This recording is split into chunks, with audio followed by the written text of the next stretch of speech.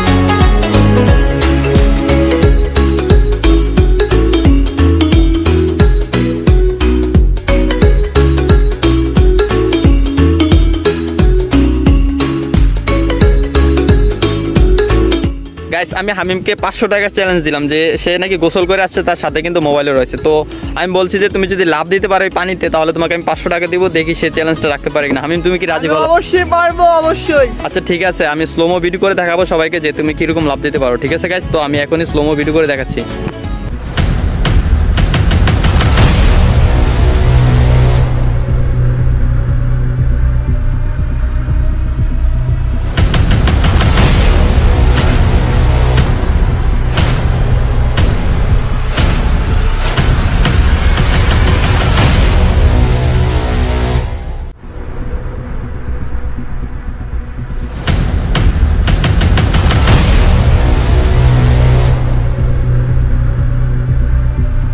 guys এখন আমরা খুঁজবো যে শাপলা আছে কিনা কোথাও যদি শাপলা থাকে তাহলে আপনাদেরকে তুলে দেখাবো তো আমি দেখি যে আশেপাশে কোথাও শাপলা আছে কিনা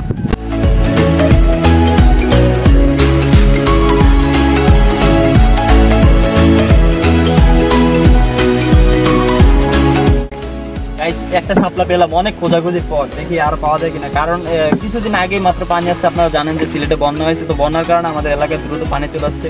তো এই কারণে শাপলা এত দ্রুত পাওয়া পসিবল না তো আমরা বুঝতেছি যদি পাওয়া যায় কিছু যদি ভাগ্যে থাকে আর কি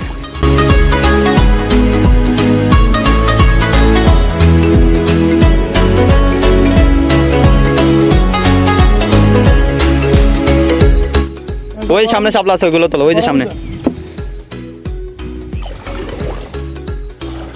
আস্তে আস্তে আস্তে